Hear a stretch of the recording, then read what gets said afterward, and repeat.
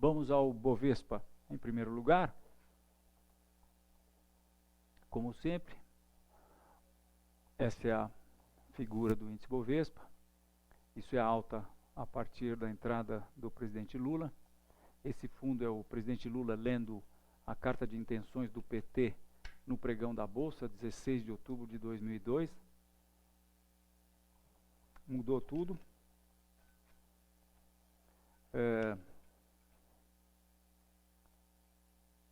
Aí, estou pedindo uma aguinha aqui. Bem, aqui temos o topo do subprime, a queda do subprime, a alta posterior e onde nós estamos agora. Nós temos realçado aqui na quinta técnica que o evento técnico importante é o rompimento dessa reta e o fato de os preços terem voltado e se aproximado por baixo dessa reta. Essa reta, na verdade, estaria melhor aqui, né? Mais próximo desses fundos aqui. E então, muitas vezes é isso que acontece. Os preços rompem uma reta de suporte e depois tem o que se chama pullback para a reta, movimento de retorno para a reta.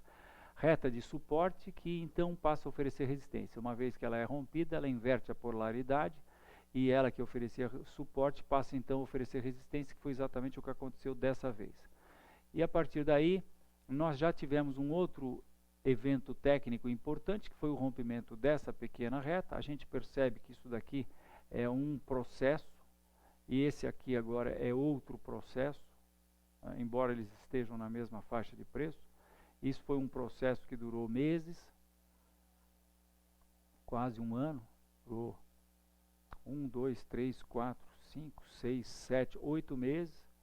Os preços caíram, voltaram a subir e romperam de novo esse outro processo aqui. Isso aconteceu nessa semana passada, da última quinta técnica para hoje.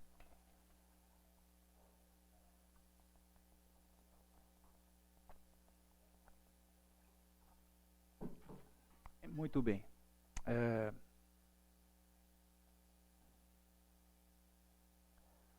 Na última semana, os preços tinham subido, mas já tinham deixado esse pequeno engolfo. E então a movimentação dessa semana passada agora confirmou esse processo aqui como tendo sido um processo de simples realização de lucro. Que lucro? Esse lucro aqui do mastro, né? Esse processo todo aqui é o processo em que as pessoas que tiveram esse lucro aqui, porque venderam lá em cima ou por aqui, e tiveram o mercado caindo até esse nível aqui, então estavam com isso aqui de lucro no papel, e aí eles partem para um processo de realização desse lucro. E esse processo acaba deixando esse patamar, que é muito conhecido dos analistas técnicos, que a gente chama de bandeira de baixa. Então, para nós, o importante é que, tendo ocorrido uma bandeira de baixa aqui, então, e próximo dessa reta, a gente percebe que esse processo todo terminou. Se esse processo todo terminou, a conclusão mais importante é bem sutil. O mercado deixou um topo aqui, um topo inferior ao último topo, que foi inferior ao penúltimo topo. E que nós poderíamos dizer que também um topo foi inferior ao último topo, foi inferior ao penúltimo topo, que foi inferior ao topo anterior e ao outro anterior e ao outro anterior. Então, vejam que nós já temos 1, 2, 3, 4, 5, 6 topos consecutivamente mais baixos, né? Esse já é um topo de uma envergadura considerável. A nossa análise é que os preços que atualmente estão testando esse suporte, sentiram esse suporte aqui a 57, oriundo desse topo de junho, outro topo em julho, nada mais do que isso. Se a gente vai para cá, para a esquerda, não temos muita coisa a mais para considerar nesse nível. Então, a nossa análise é que os preços podem se acumular aí, fazer talvez mais uma bandeira, que é algo que eles costuma acontecer. O mercado faz uma bandeira e depois uma outra bandeira, e daí rumo ao próximo suporte que está aqui nesses fundos de junho e agosto desse ano, que encontram-se na faixa de 52.500 pontos. Nós achamos que é para lá que o mercado está se dirigindo. Temos esse fundo aqui do começo de setembro, que está a 56.100, 56.200, que deve talvez segurar os preços. Podem eles tomar um cafezinho por aqui, nessa faixa, mas entendemos que é rumo 53 mil pontos. Atualmente, somente um rompimento acima desse topo da bandeira. Muito bem, eu então mostrava a vocês o índice futuro, onde nós entendemos que nós tivemos 5 ondas de alta, um processo impulsivo, e aí tivemos uma onda de baixa, que foi a onda A, nós tivemos a onda B e estamos agora na onda C.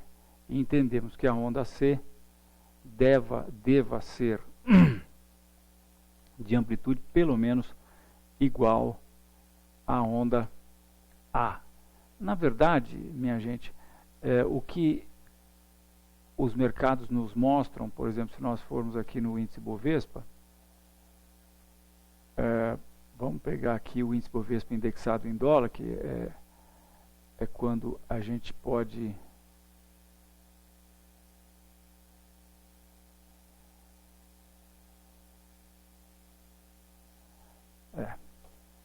na verdade, no Terminal Enfoque nós temos esse ativo que a gente chama de IBV-IBOV.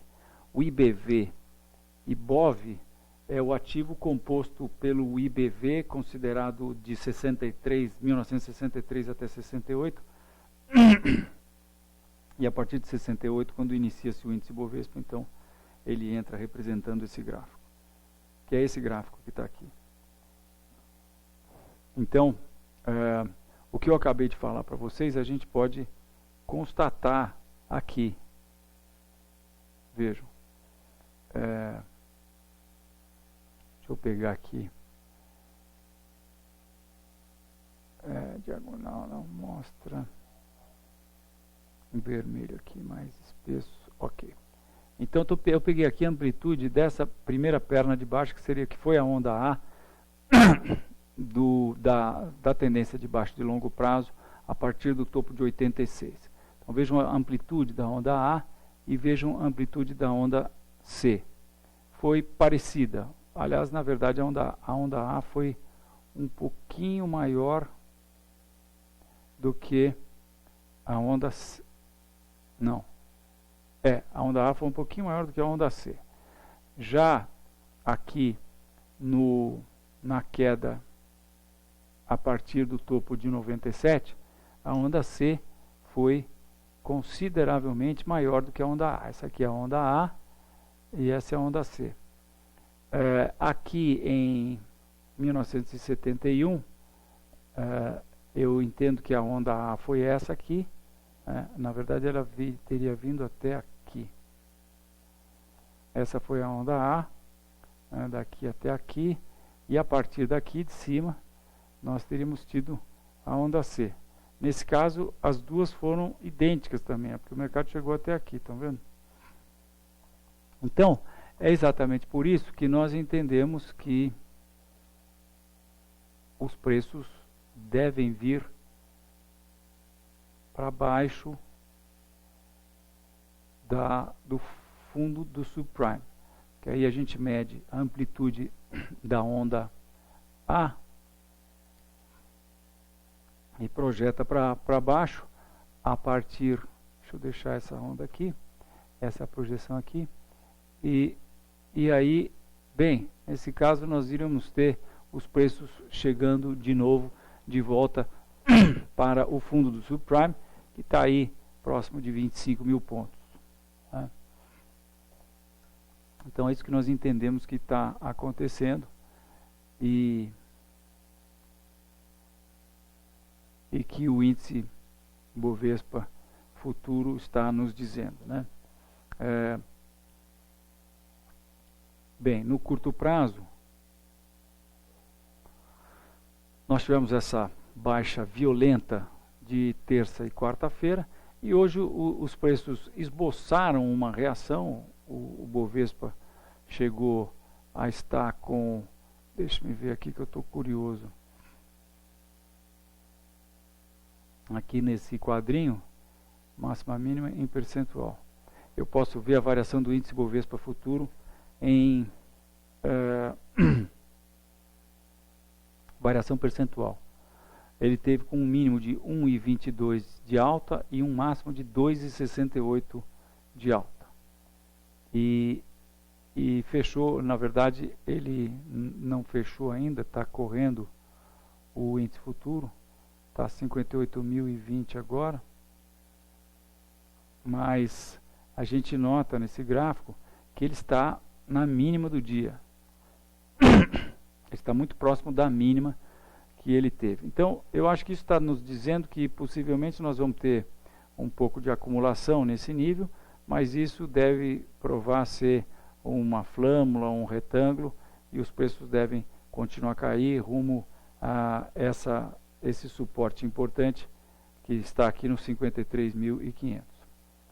Nós precisaríamos do mercado romper o topo de 61, perdão, para que ele então mostrasse alguma força, e isso é possível de acontecer, logicamente, né? Tudo é possível, mas nós poderíamos, por exemplo, ter um pullback para essa antiga reta suporte, que então, se segurasse os preços, seria uma indicação importante de baixa também. Se acontecer isso, a gente tem que ficar de olho em algum tipo de reversão acontecendo aqui próximo da reta.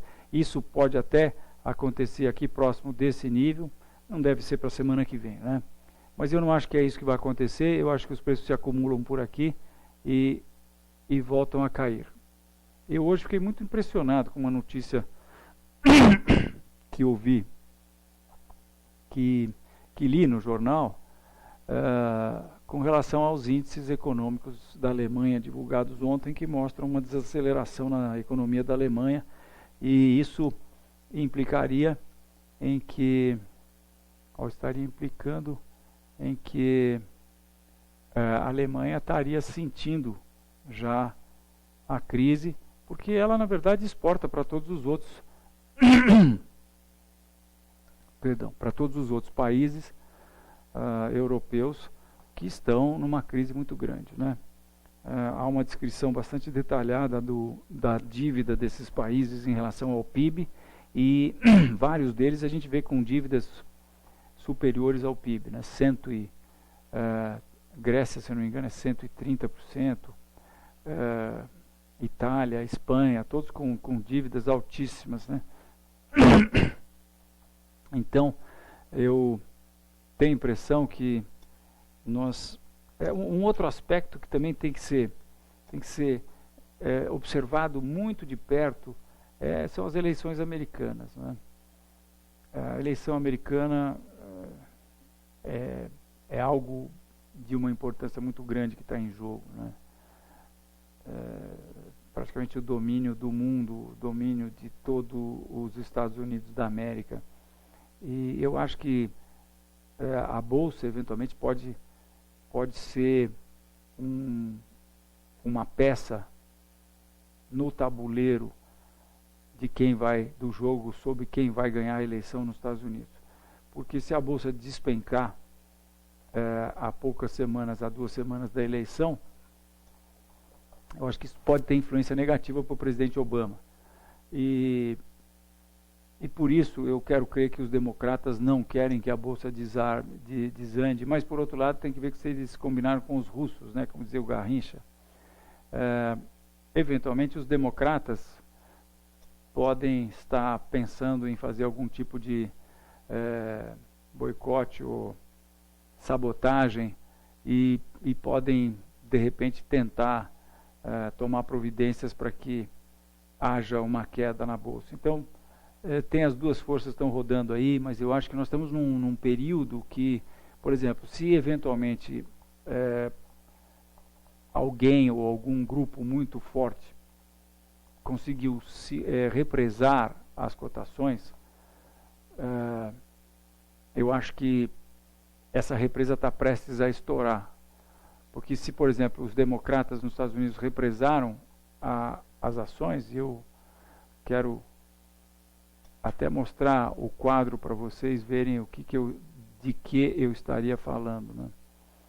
Eu estaria falando, por exemplo, nós estamos vendo o S&P aqui, eu estaria falando especificamente dessa última alta aqui. Ou talvez dessa alta aqui de junho até agora, né? Essa alta de junho, os preços começaram a cair a partir de maio, e em junho os preços foram se arrastando para cima. Eu acho que isso pode ter sido represado, isso pode ter sido artificial, e se isso foi artificial, o processo está prestes a se desmontar. Aqui no S&P, que aliás a gente já estaria analisando, então já estou começando a analisar o S&P. Essa aqui é a figura dele, essa grande expansão econômica desde 82, topo do Nasdaq, topo do subprime. Nós entendemos que isso aqui foi a onda A, isso foi a onda B, e agora nós estamos no processo da onda C, só que a onda C vai ter 1, 2, 3, 4, 5, nós achamos que o buraco dela é bem mais embaixo, né? Mas eu estou dando uma consideração de extrema importância para essa reta aqui. E também estava dando para essa reta suporte que já foi rompida, mas o rompimento dessa reta, ele, na minha leitura, pode e deve coincidir com a tendência de baixa começando a se acelerar. Vocês sabem que, vocês que frequentam aqui a Quinta Técnica, sabem que nós há tempos achamos que o mercado é de baixa. No final da Quinta Técnica da semana passada, eu respondi a pergunta de um espectador que me perguntou e aí, quando é que cai? A gente não sabe precisar isso, o curto prazo é muito difícil de se precisar, né? A gente tem que ir fazendo as operações, tentando colocar posições nos mercados devagar, com calma, porque a gente não pode precisar. O curto prazo é muito difícil de se prever, né? A gente pode estar com análise perfeita, tanto técnica quanto fundamental, mas eventualmente se tem alguém manipulando o mercado, com o poder de manipular o mercado, a gente não tem o que fazer. Nós vamos ter indicações falsas e isso vai anular a análise que se havia feito, né? Aliás, a semana passada eu também falei para vocês sobre aquela tal da bandeira de Banco do Brasil, né? E o fato é que, estou jogando para gráfico diário aqui, não aconteceu o que o meu amigo tinha falado que poderia estar acontecendo, né? Essa é a bandeira que foi sim uma bandeira, nós já podemos chamar de bandeira, porque o meu amigo dizia que alguém estava armando a formação de uma bandeira, quer dizer, alguém que teria poder de manipular os preços estaria construindo artificialmente o formato de uma bandeira no gráfico para que provavelmente os analistas técnicos entendessem isso como uma bandeira, vendessem bastante e daí essas pessoas comprariam aqui e o mercado subiria, né? Aparentemente o tiro saiu pela culatra, que os preços caíram e a julgar pelo fechamento de hoje, eu quero crer que em Banco do Brasil caem mais ainda. Mas enfim, voltando ao S&P,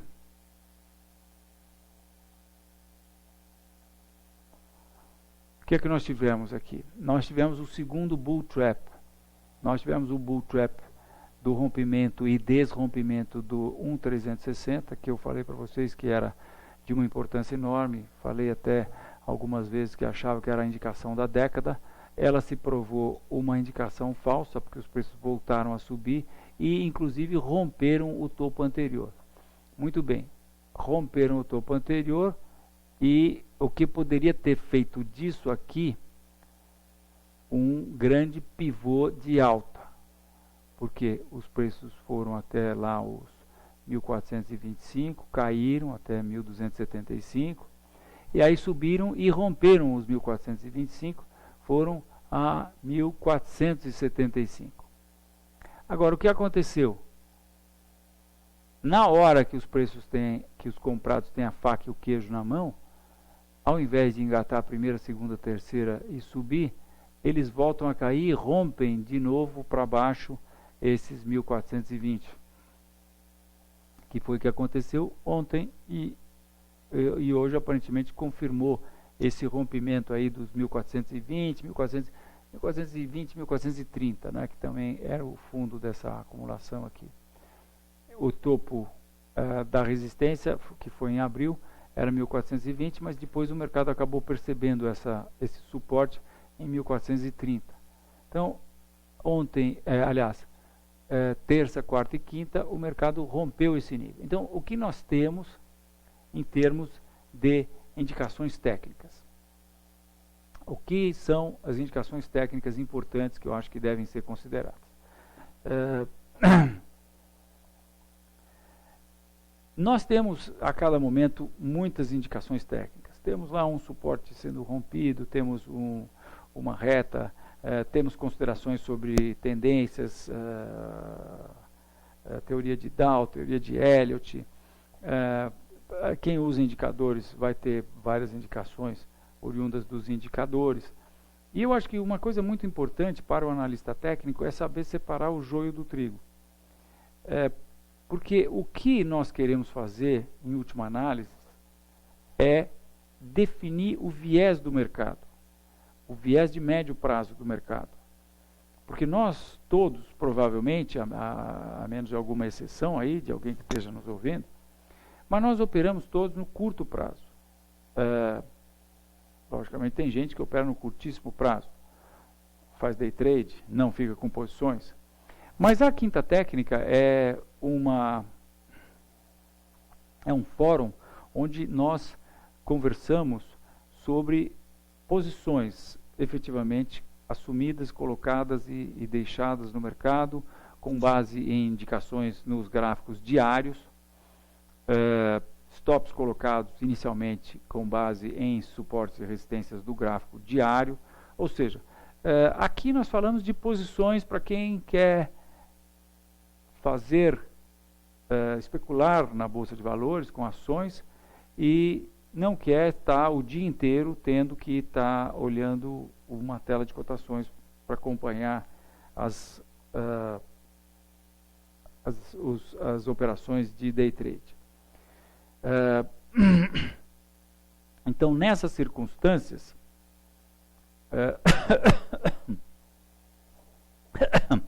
vou pedir perdão, minha gente, vou ter que tomar uma aguinha aqui.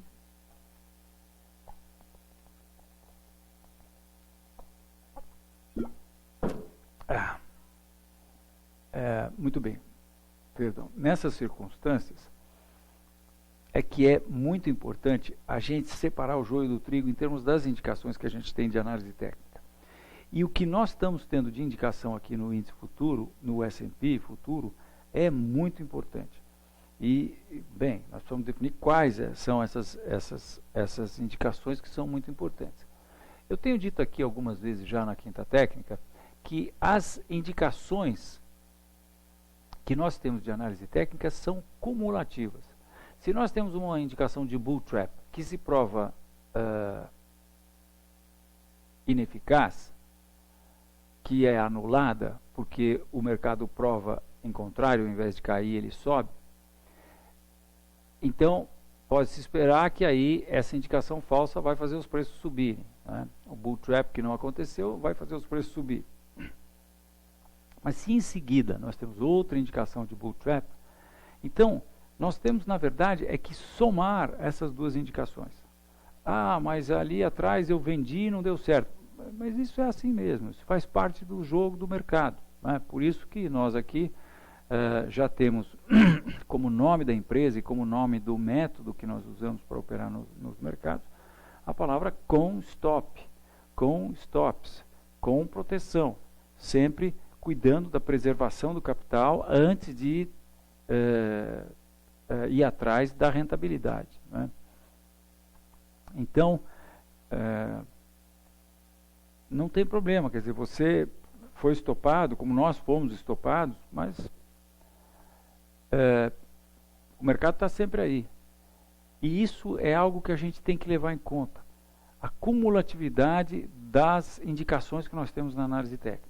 E eu acho, minha gente, que nós estamos tendo agora, ainda mais, que nós estamos tendo, ou iremos ter, eu acho que já temos, mas ainda não temos a pá de cal, mas para mim já está bem claro o que está acontecendo aqui, de novo, a indicação do século. Por quê? Porque nós tivemos esse bull trap aqui, que foi importantíssimo, o mercado rompeu os 1.360 e voltou para baixo.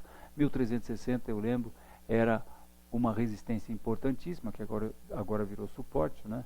Que era o fundo dessa acumulação aqui de topo de 2000 do Nasdaq, era também o fundo dessa acumulação de topo de 2008, foi o topo que precedeu a queda em função do rebaixamento dos Estados Unidos, né? Então, isso era uma resistência nota 12, né? De 0 a 10 era nota 12. Os preços bateram uma vez nela. Os preços, então, romperam e depois fizeram esse processo, né? Não conseguiram fazer disso aqui um pivô, deixaram o topo inferior ao último topo e voltaram a penetrar esse nível de 1.360. Isso eu achei, então, que era a indicação do século. Mas agora os preços romperam esse nível de 1.420 e desromperam. A pá de cal, minha gente, será quando os 1.360 forem rompidos, como eu estou desconfiado que vai acontecer num futuro muito breve, talvez antes das eleições americanas até. Porque, como eu disse para vocês, se por um lado eu quero crer, e eu acredito piamente nisso, eu acredito que, sim, depois que eu vi o que aconteceu em termos quer dizer, o que acontece nos Estados Unidos, a podridão que acontece nos Estados Unidos em termos de o presidente do banco depois virar diretor do Fed e coisas do arco da velha, e o que aconteceu lá quando um banco quebra, outro não quebra, quer dizer, o poder que essas pessoas têm, eu estou absolutamente convencido que um e-mail que eu recebi há algum tempo atrás é absolutamente verdade. E o e-mail dava conta do comitê de não deixa cair o mercado de ações nos Estados Unidos, composto lá por altas patentes lá do governo na área financeira.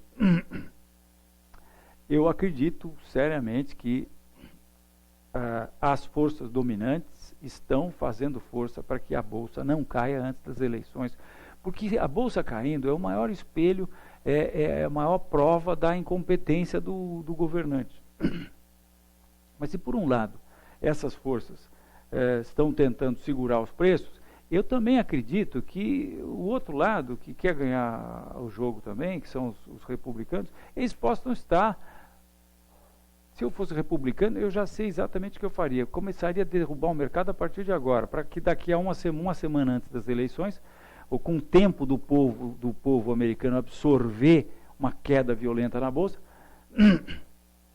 a Bolsa tenha caído e, portanto, possa influenciar nas eleições, né? Então, nós temos aí dois pesos pesados, democratas, o governo dominante nos Estados Unidos, e o outro que está louco para... E agora, então, com esse empate que está dando, bem, de qualquer maneira, eu acho que nós podemos esperar grande volatilidade. Será que esses dois gigantes estão brigando mesmo, né? Então, é isso. Nós estamos baixistas aqui, com viés baixistas, achamos que os preços estão caminhando para teste dessa reta suporte de longo prazo, que é a reta que vem lá debaixo do fundo do subprime, é uma reta extremamente confiável. O rompimento dessa reta, vocês podem imaginar, eu vou considerar de uma maneira extremamente, de extrema importância, e vou estar muito baixista quando isso acontecer, né? Eu acho que nós podemos, na verdade, dar uma melhorada nessa reta, passar ela aqui pelo corpo real, e possivelmente essa reta o mercado vai estar chegando nessa reta, vai estar tocando aqui também os 1.400, né, onde a gente tem esse suporte, o suporte dessa acumulação de agosto passado. Então é isso, viés de baixa no curto, médio e longo prazo para o S&P. Vamos só dar uma espiadinha no Dow Jones. Dow Jones está com essa cara, ele parou aqui, nesse nível importantíssimo, que equivale àqueles 1.360 lá no S&P. Tá? E o que nós estamos vendo aqui? Estamos vendo que nós já tivemos o primeiro bull trap e agora vamos ter um segundo bull trap.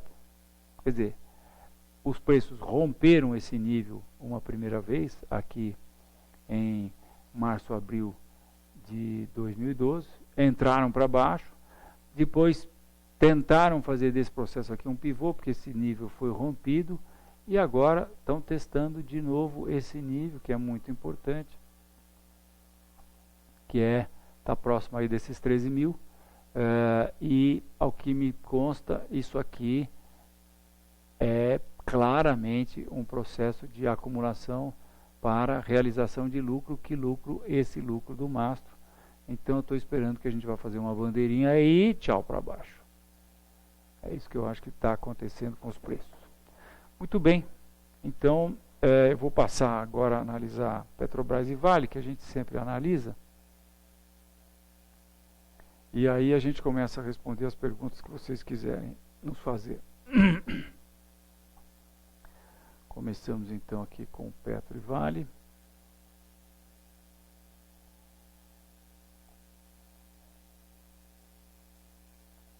Petro 4.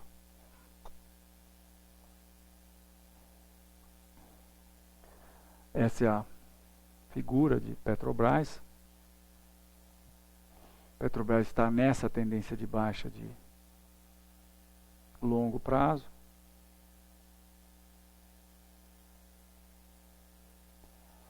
Temos essa reta de 1, 2, 3, 4 e agora já temos 5 pontos nessa reta.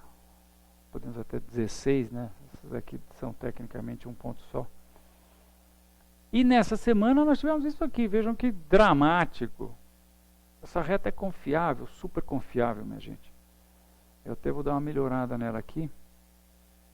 Ela passa por aqui. 1, 2, 3, 4, 5, 6 pontos e tchoft. Semana passada os preços estavam testando essa reta. Romperam essa reta, romperam o suporte a 22 e estão caminhando para o ursinho aqui, ó. Nós fizemos essa semana uma recomendação de venda em Petrobras.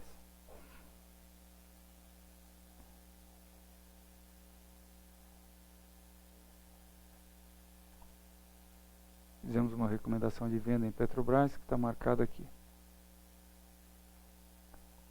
Adivinhem quando que nós fizemos a recomendação de venda? Quando rompeu a reta suporte. Beleza, né? Qualquer um poderia ter visto isso. Nós, aqui na Constop, temos a nossa equipe de 5 analistas que monitoramos o mercado, não ficamos, porque a gente também tem mais o que fazer. E a gente gasta aí meia hora para monitorar o mercado todo. Nós somos em 5, nós cobrimos mais ou menos 120 ativos. E essa semana foi de uma atividade muito grande. Nós fizemos várias recomendações, a maioria de venda, logicamente, como se pode imaginar. E já fizemos várias recomendações de mudança de stop. Muitas dessas posições que nós recomendamos já estão no lucro. Nós já recomendamos a mudança de stop para níveis abaixo do nível que nós havíamos vendido. Para quem não sabe, não está entendendo, nós fazemos venda que chama-se venda short. Nós não estamos comprados, nós temos apenas dinheiro na corretora. Nós, quando eu falo nós, na verdade é o fundo Constop, que é o fundo que nós ajudamos a gerir, fazendo as nossas recomendações de compra e venda, e de mudança de stop e de liquidação de posições. Né? Então, o fundo tem apenas dinheiro na corretora e aí vende ações que não tem. Mas a gente tem autorização da corretora para fazer isso. Então, nós vendemos ações, são ações de liquidez, essas 100 ações, que são 90 ações mais ou menos que a gente cobre, mas todas as commodities, são ações que compõem o índice IBVX, que são as 100 maiores ações, de maior liquidez. Então, depois de vender, a gente tem 3 dias, porque a gente só tem que entregar as ações em D+3. Não é? Então, a gente tem 3 dias para alugar ações. Então a gente aluga ações de quem tem essas ações em carteira e vai ter por muito tempo, então quer alugar para ganhar um dinheirinho a mais, ele aluga para a gente pega essa ação que nós alugamos e entregamos. Mas nós vendemos aqui. Se a gente conseguir comprar mais barato, se você vendeu 1.000 ações aqui, o mercado cai e você consegue comprar aqui, você vendeu a 20 e comprou a 18, você vai ganhar R$2 vezes a quantidade de ações que você comprou, que você vendeu no caso, né?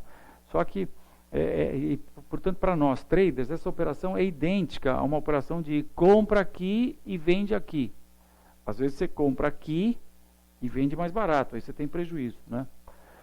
Para nós traders, a operação de primeiro vender, depois comprar, é exatamente a mesma coisa. Porque a gente vende aqui, põe stop um pouco acima, geralmente em cima de uma resistência, de maneira que se os preços, ao invés de caírem, como nós estamos imaginando, subirem, eles tocam o nosso stop e a gente cai fora.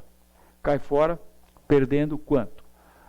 Como usamos o método com stop, nós, quando vamos iniciar uma posição, seja ela de compra ou de venda, nós sempre regulamos o tamanho dessa posição, de maneira que, no caso do fundo com stop, a gente não perde mais do que 0,1% do patrimônio líquido do fundo. O patrimônio líquido do fundo está próximo de R$3 milhões e, portanto, a gente perde aí 0,1% disso no máximo. Quando a gente faz uma operação para perder, para se der errado, perder 0,1%, geralmente se der certo, a gente ganha 0,3%, 0,4%, 0,5%. O nosso target no mês é 0,78%. Isso é o que nós nos propomos a tentar ganhar todo mês. Por que 0,78%? Porque se fizermos 0,78% ao mês, nós conseguimos 10% ao ano. 10% ao ano com as operações na Bolsa de Valores, renda variável. Mas para fazer essas operações de renda variável, nós só usamos em torno de 20%, 25% do nosso capital. Que essas posições que a gente toma, para que ela, se der errado, perca só 0,1%, são posições pequenas. 5%, 4%, 6% do capital do fundo. De maneira que, se a gente só usa 20% do capital, sobra 80% do capital, que é, logicamente, muito bem aplicado na renda fixa, pela nossa parceira HRD, do meu amigo Randolfo, que é o gestor do fundo com stop. E ele, então, aplica isso de maneira que, se nós então tivermos 10% ao ano, mais 80% de 7,25%, porque a gente tem 100% do CDI, o CDI é Selic é 7,25%, então, grosso modo, 7 vezes 8, 48, a gente vai ter aí mais uns 5%. Então, 5% mais 10%, nós vamos para 15%, e com isso a gente tem condições de ter mais do que 150% do CDI de renda no fundo, sempre com muito pouco risco. E se nós conseguirmos isso, a gente vai para o topo, para as primeiras colocações dos fundos multimercado. E com isso, eventualmente, nós vamos ter muita gente querendo aplicar no fundo com stop, que é o que nós queremos, logicamente, queremos crescer o fundo, porque assim a gente consegue ter uma rentabilidade maior com a taxa de administração. E aí, no caso, também teríamos uma boa remuneração com a taxa de performance, né? Mas muito bem, de volta para Petrobras, então, nós temos essa situação, nosso objetivo é K 17,50, nosso stop hoje está recomendado, stop inicial era aqui, nós já baixamos o nosso stop para 22,46. Então, com isso, se do preço de venda, que foi a recomendação a 22,05, para o stop inicial, nós tínhamos essa distância, e se o mercado batesse nesse nível e nos estopasse, a gente ia perder 0,1%, aqui eu diria que nós vamos perder 0,04%, que é muito pouco, né? E por isso, eu, dessa semana, fui fazer uma palestra no Clube Pinheiros, e ficamos muito felizes, porque foi muito bem, foi concorrida a palestra, tinham 60 pessoas, E eu falei sobre as nossas posições, sobre o fundo, sobre investimentos. E uma pessoa me falou, puxa, mas você é um cara calmo. Eu achei graça nisso, porque eu sei exatamente como é a maneira que eu opero hoje e como foi maneiras que eu operei no passado. Eu acho que eu opero há mais de 30 anos no mercado, experimentei todas as maneiras de se operar. Muitas delas com altíssima alavancagem e altíssimo risco. E eu sei como a gente se sente psicologicamente quando a gente está com posição acima daquela que nós podemos, deveríamos. E hoje, realmente, eu tenho até muita satisfação, até um pouco de orgulho, por nós termos desenvolvido um processo. Eu demorei muito tempo para chegar ao ponto que cheguei hoje, mas a preocupação com as posições é zero de preocupação. Eu chego aqui no escritório, o Thiago, que está aqui conosco e que ajuda a controlar o risco do fundo com stop, comenta comigo que estopou não sei o que hoje, quer dizer, significa que o mercado atingiu o nível de stop de uma posição do fundo. Mas isso não me afeta em nada, isso não muda em nada o meu humor, até porque muitas vezes ele fala, foi estopado, e eu só pergunto, saiu no lucro ou no prejuízo? Às vezes é no prejuízo, às vezes é no lucro, raramente. Agora, por exemplo, nós tivemos uma posição que liquidamos, que entramos num dia e saímos no dia, foi Banco Itaú. Nós entramos num dia e saímos no dia seguinte. Eu até estou curioso para saber o que aconteceu aqui com o Banco Itaú. Bom, eu posso até aqui colocar nas posições liquidadas aqui que nós fizemos no fundo. Onde está Itaú? Itaú Banco está aqui. Subiu mais hoje. Pero não muito. Então, nós vendemos aqui. Por que nós vendemos? Esse é o gráfico intraday. Estou mostrando agora. Bom, vendemos aqui primeiro porque eu já estou de olho em Itaú faz muito tempo, né? Por conta do rompimento dessa espetacular reta de resistência. Perdão, de suporte. Os preços romperam, tivemos um pullback, os preços deixaram um topo inferior ao último topo. Esse topo aqui do pullback já foi inferior ao topo de novembro de 2010. Enfim, nós estamos absolutamente baixistas nesse processo. Itaú fez uma bandeira de baixa, abriu um gap, rompeu, e no dia seguinte ele fez essa reversão, né? Agora hoje já teve um candle aí meio feio, né, para ter tido uma formação de reversão dessa aqui, que a gente poderia chamar de estrela da manhã. Já não foi tão interessante. Mas esse dia, por exemplo, como se vê, não, coisa nenhuma. Olha aqui, o stop originalmente estava aqui, nós já tínhamos baixado o stop para cá. Quer dizer, se isso aqui era 0,1, daqui até aqui era 0,1, daqui até aqui é muito menos que 0,1, né? 0,02, qualquer coisa assim. Mas às vezes, eventualmente, eu tenho a notícia de que a gente chama de stop full. Stop full é aquele stop cheio, né? Que não deu tempo na posição de a gente baixar o stop ainda. Isso aconteceu conosco quando houve, em agosto do ano passado, o rebaixamento dos Estados Unidos pela Standard & Poor's, pela S&P. Nós estávamos muito vendidos. Nossa cota do fundo fez assim, subiu reto, assim, foi uma beleza.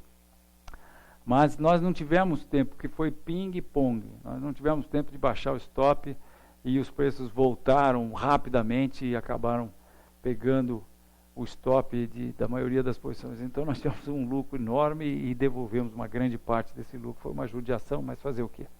São coisas que acontecem. Muito bem. Vamos ver Vale do Rio Doce. Então, que não tenha ficado dúvida, eu estou muito baixista em Petrobras. Até porque, como já falei muitas vezes aqui, o petróleo eu acho que está vindo de bico, vai entrar para dentro dessa faixa aqui de novo, e vejam o que está acontecendo aqui. Minha gente, isso aqui tem... Bom, esse é o petróleo, isso aqui é a queda do subprime, né? Isso aqui é a faixa que ele habitou durante 20 anos. Vamos pôr aqui, não custa nada. O que eu quero aqui? Mais um zero para fazer um tempo histórico maior. O petróleo habitou essa faixa aqui durante 20 anos. Eu acho que ele volta para essa faixa. Se ele vier abaixo de $50, segundo a própria Petrobras, o pré-sal fica inviável. Eu acho que infelizmente é isso que vai acontecer. A Petrobras vai sofrer muito com isso, o Brasil vai sofrer muito com isso. Mas é isso que os gráficos me mostram. Essa grande acumulação aqui tem toda a característica de uma formação de topo, uma grande formação de topo. E quando essa reta for rompida, nossa, não quero nem ver. Eu acho que isso aqui vai despencar de uma tal maneira que... ademais, a gente vê nitidamente aqui 1, 2, 3, 4, 5, A, B, falta a onda C. A onda C, eu projetaria ela, tendo em vista que agora nós já temos isso como uma formação de topo, porque nós já deixamos aqui um topo considerável abaixo do outro topo. Então, eu acho que esse aqui é o topo do início da onda C.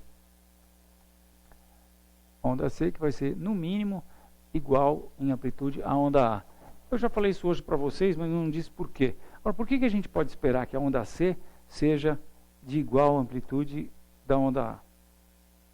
Na verdade, minha gente, eu sempre conto com onda C ser de amplitude maior do que a onda A. Por quê?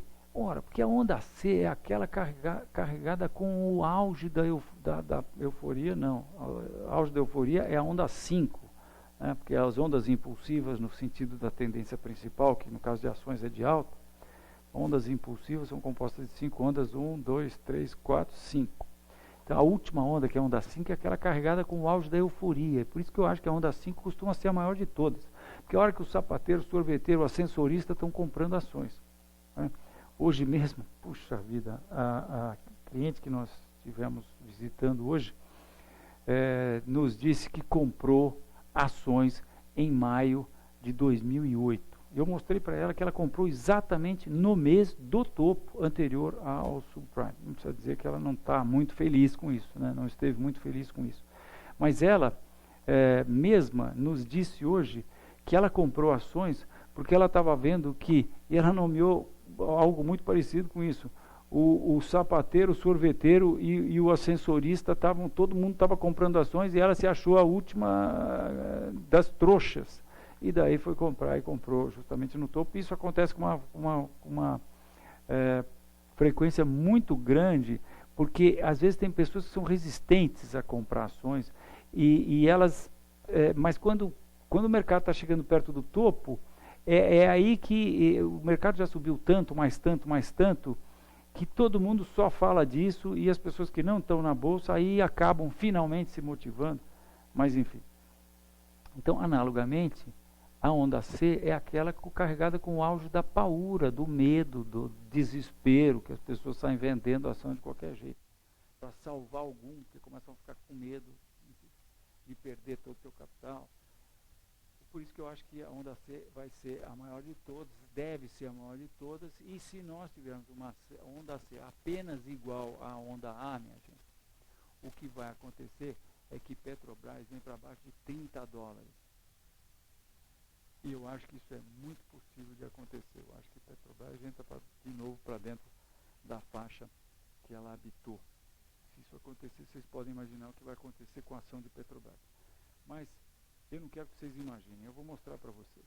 Se acontecer, que eu acho que vai acontecer com o petróleo, o que deve acontecer com o Petrobras é, no mínimo, a gente ter uma correção mais razoável de Fibonacci e os preços caírem para 50% de retração dessa alta. Eu estou recebendo uma informação que o som está baixo, vou aumentar um pouquinho, outro pouquinho, espero que não tenha ficado muito alto.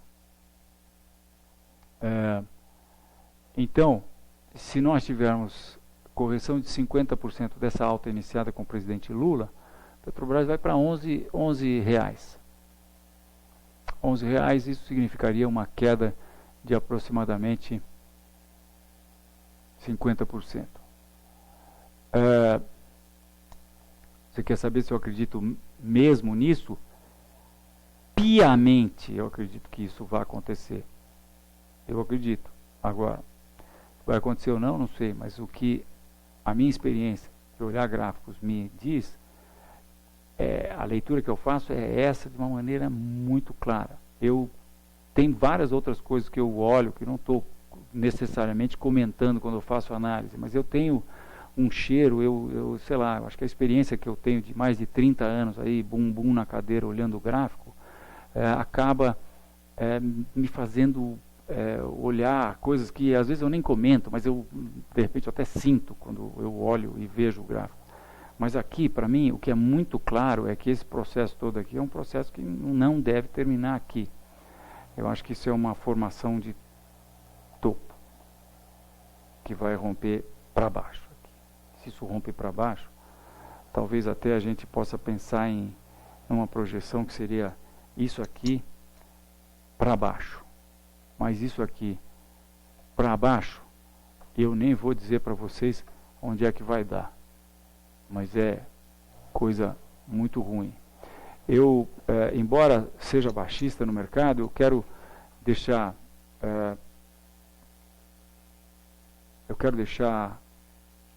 aqui dito que eu sou tremendamente otimista com o Brasil. Eu acho que nós vamos ver num futuro não muito longe, espero que não seja muito longo. Eu espero que a bolsa caia logo que a gente acha que ela vai cair, porque daí já paga a prenda e daí nós já vamos começar a pensar em talvez montar carteiras de ação de novo, né, que é algo que eu não penso faz muito tempo. Mas eu tenho certeza que nós vamos ver um nível de desenvolvimento no nosso mercado financeiro no Brasil que é inimaginável. Inimaginável. Eu acho que a quantidade de pessoas, nós vamos ter pessoas entrando na Bolsa aos 10 mil num mês, 10 mil no outro, 20 mil, 30 mil. Nós vamos ter milhões de pessoas, literalmente. Das 200 milhões de habitantes que nós temos, nós vamos ter vários desses, que são milhões, operando na Bolsa de Valores. Hoje, disse que nós temos 100 mil pessoas ativas, cento e poucas mil pessoas ativas. Eu não tenho dúvida, nós vamos ter milhões de pessoas. Nós temos 270 ações listadas na Bolsa. Nós vamos ter milhares, nós vamos ter centenas, vamos dizer, muitas outras centenas de ações listadas na Bolsa. Agora, infelizmente, antes de acontecer isso, como o mundo foi para um processo de irresponsabilidade nunca visto antes na história desse planeta, para parafrasear, vocês sabem quem? Quase, né? Nós vamos ter que pagar a conta. Infelizmente, nós que agora estamos na hora de usar velocidade, nós habitamos o mesmo planeta, como esse planeta se desenvolveu de maneira colocou um processo de globalização, de comunicação, de interligação entre todos os países, há uma ligação natural, normal, entre todos os países, e nós com certeza vamos sofrer, até porque, como se sabe, nós não fizemos a nossa lição de casa, né, nesses anos de bonança. Então nós vamos sofrer, mas depois que passar isso aí, nós vamos ser uma potência que é, como eu disse, inimaginável, e nós estamos sem som. Mas quem reclamou que nós estamos sem som, eu não posso fazer muita coisa, porque eu vejo tudo funcionando. Felipe, se tiver mais reclamação, você me avisa que eu entro e saio, tá?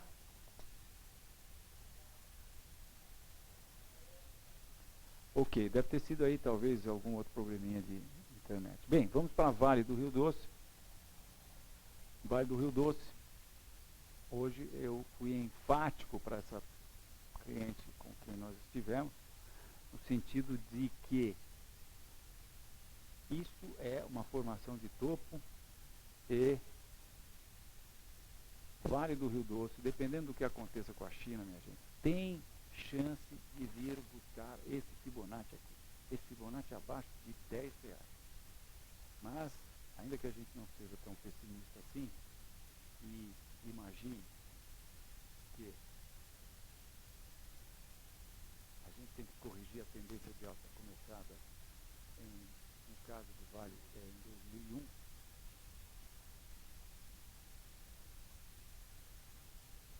Primeiro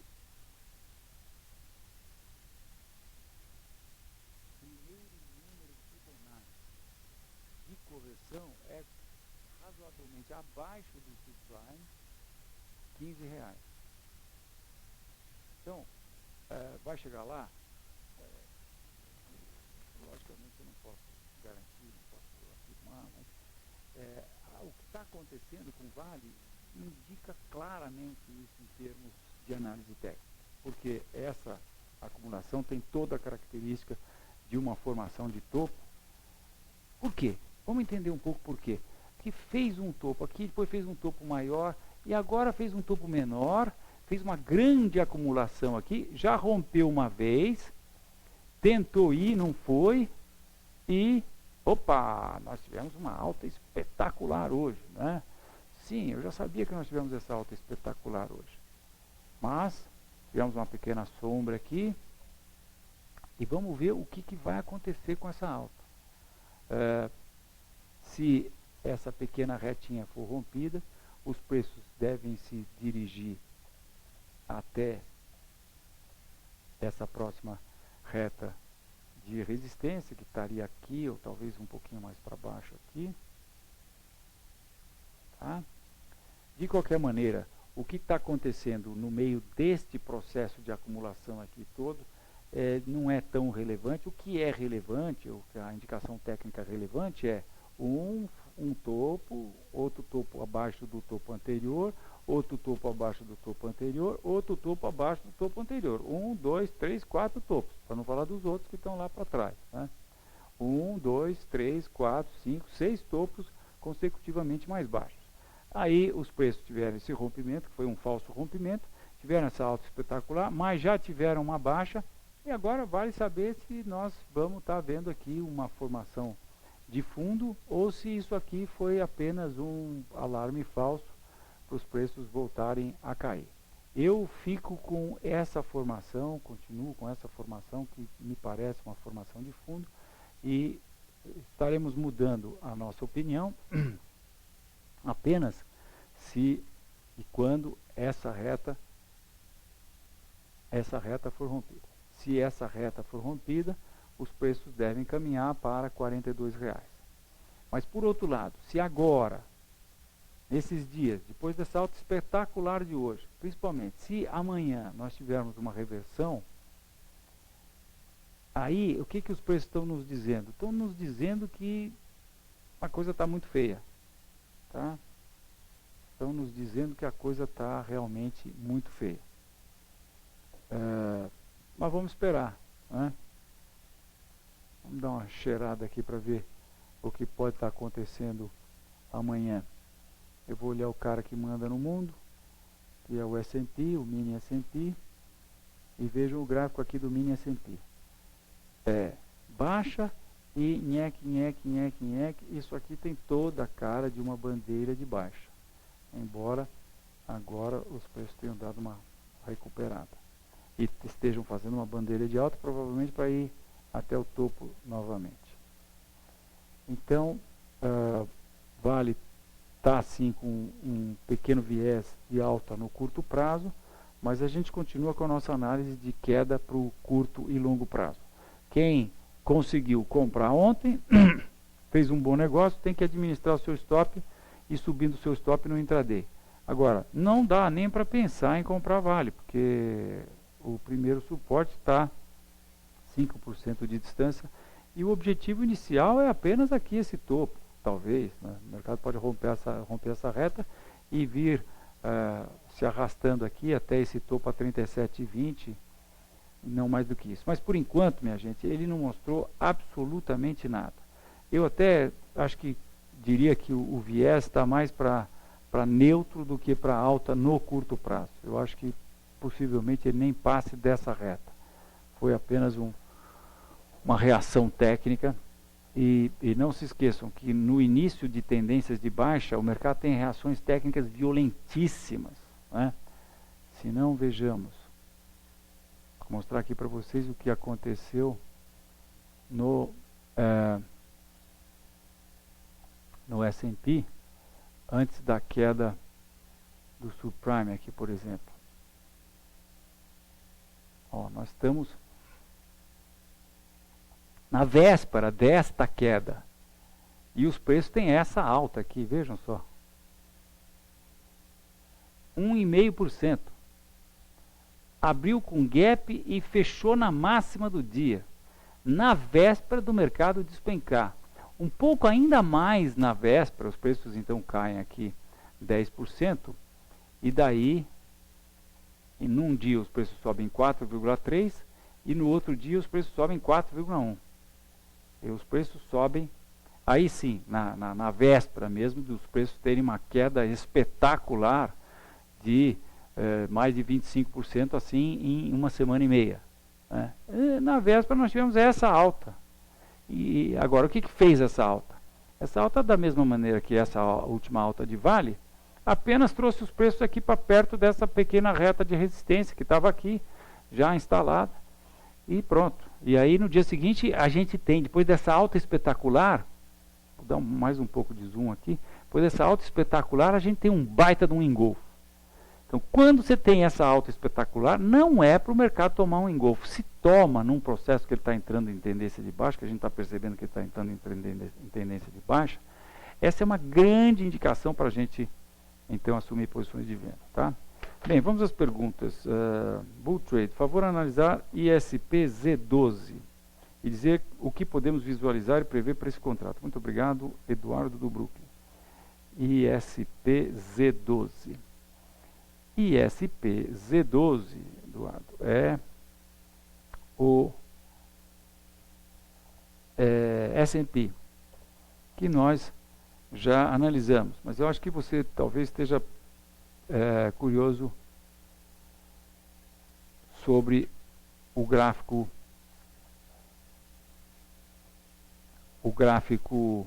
intraday, né?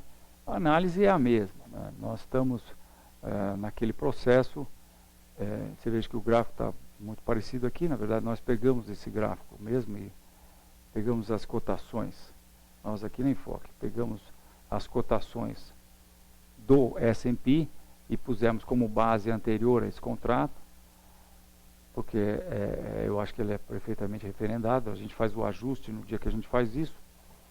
E o que está acontecendo? Ó, vejam, esse nível foi rompido e isso aqui está com toda a cara de ser uma bandeira de baixa. É isso aí. No intraday de 15 minutos, a gente teve aqui nós tivemos um gap aqui, não sei se foi falha nossa ou o que foi.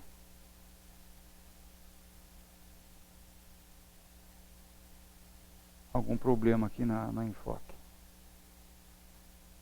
Aqui a 39 horas.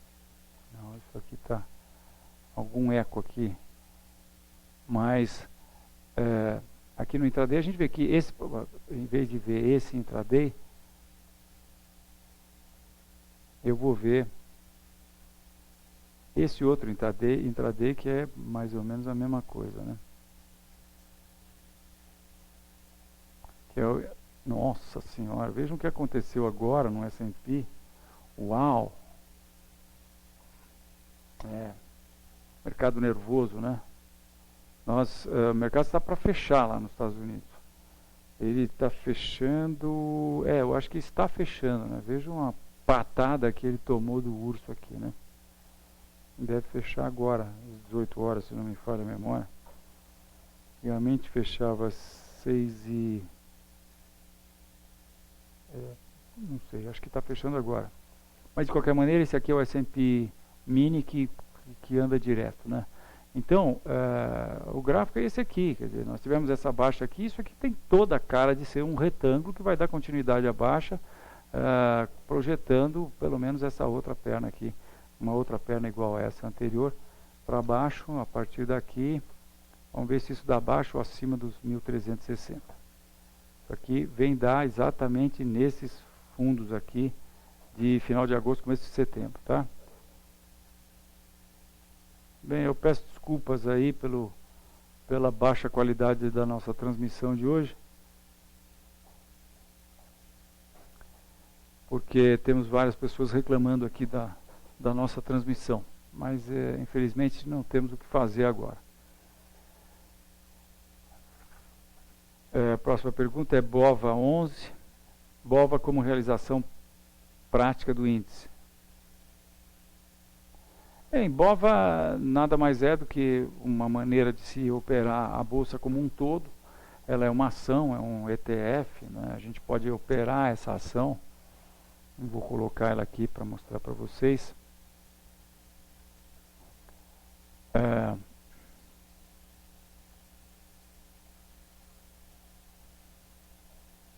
Puxa, o que eu fiz com o meu gráfico aqui?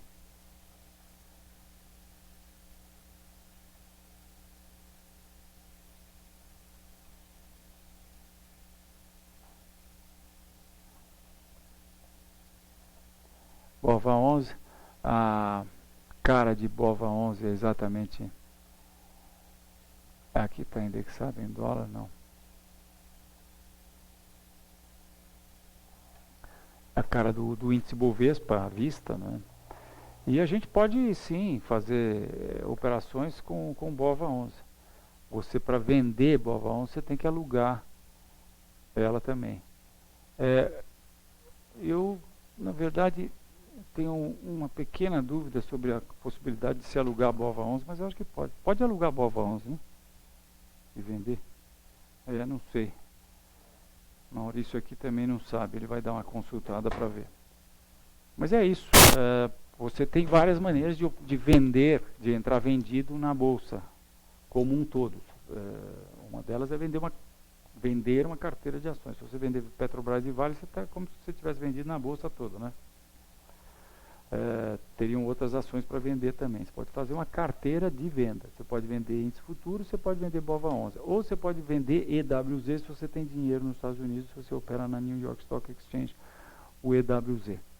EWZ é um ETF de ADRs brasileiras. ADRs são as ações, os recibos de depósito de ações brasileiras negociadas na Bolsa de Nova York. A ADR de Petrobras negocia mais em Nova York do que aqui no Brasil. Pode vender, sim. Me diz aqui o Maurício. Muito bem. Eu acredito que eu estava mostrando aqui BOVA 11 para vocês, né? Então é isso. Tá com muita cara de baixa isso.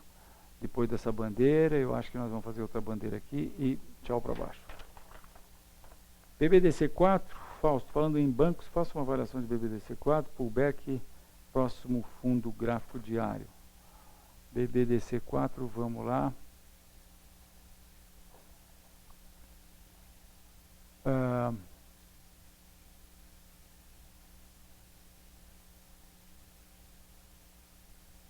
BBDC4 está aqui.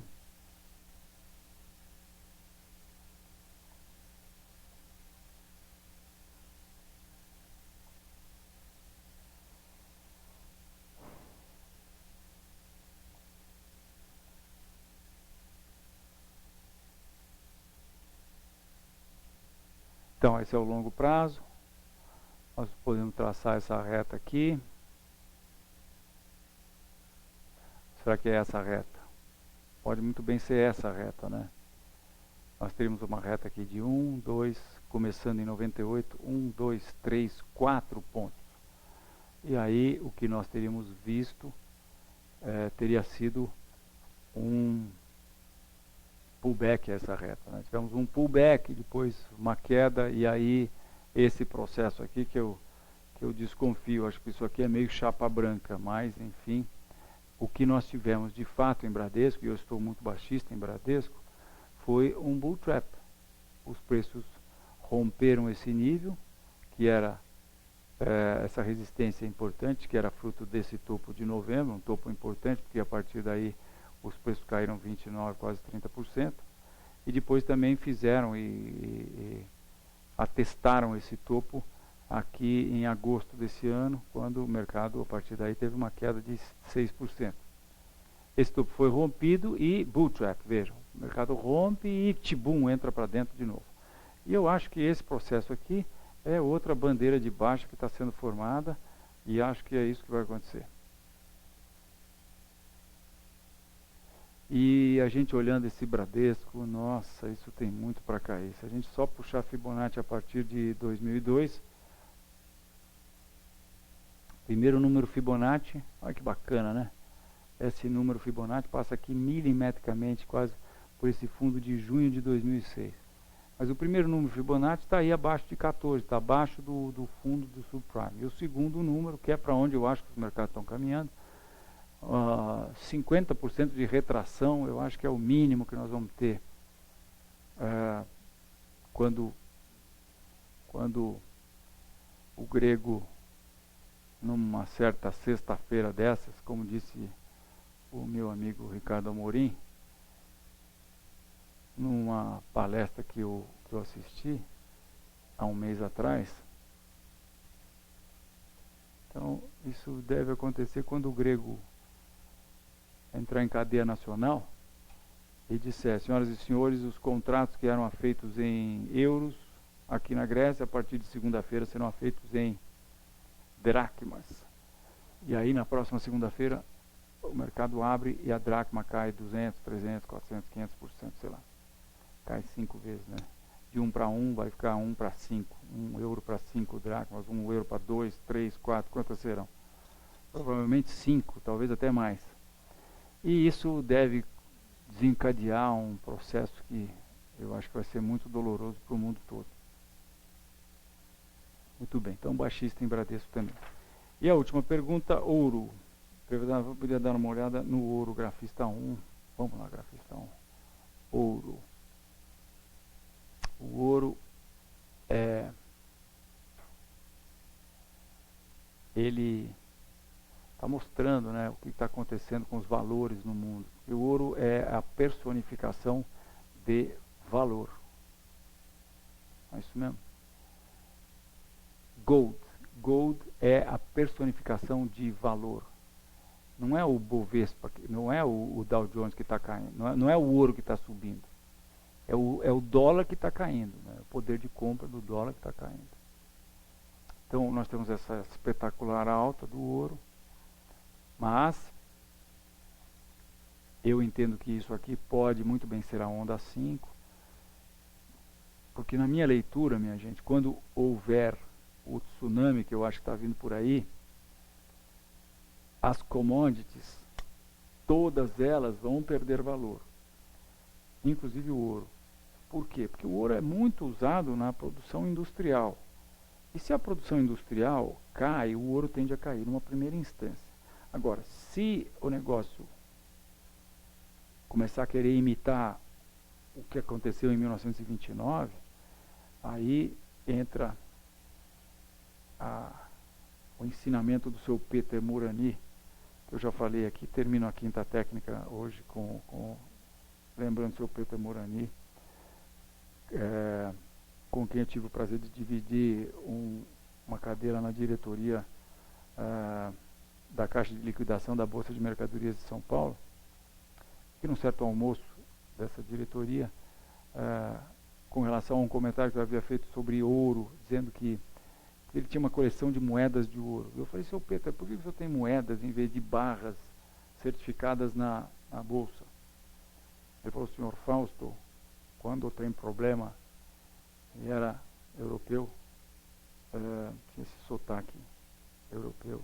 Senhor Fausto, quando tem problema, o senhor tem que ir no campo comprar comida.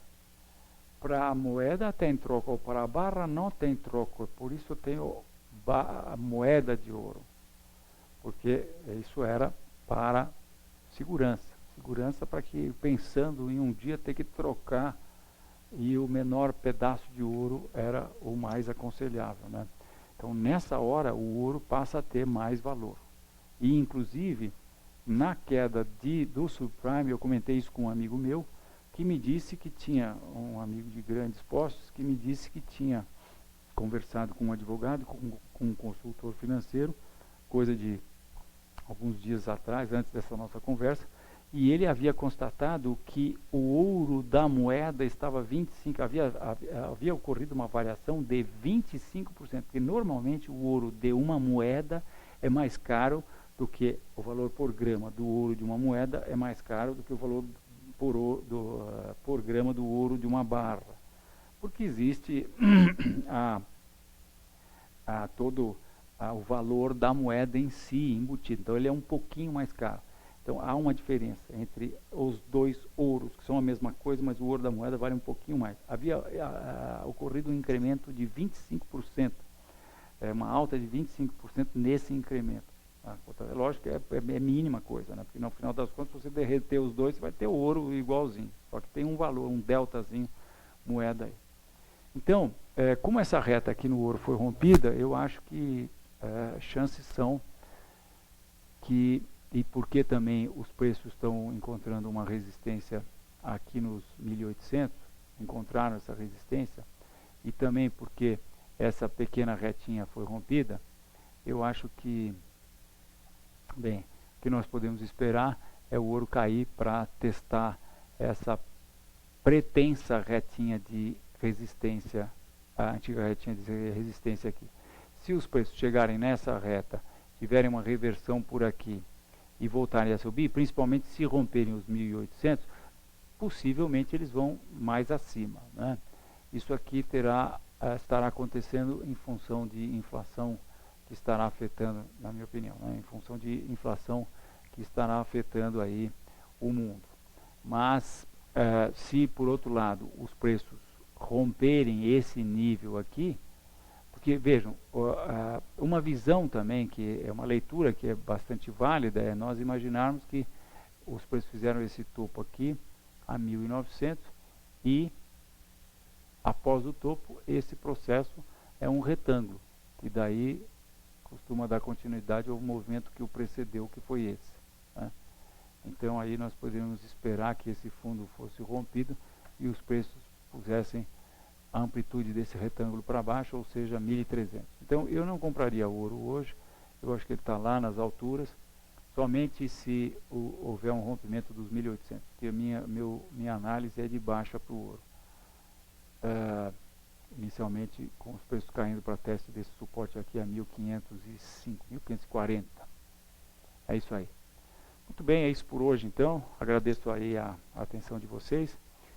Sim, esqueci de avisar, semana que vem estaremos fazendo a quinta técnica na quarta-feira em função de feriado da sexta-feira. Ok? Se gostaram, contem para os seus amigos, tragam mais assistência para nós.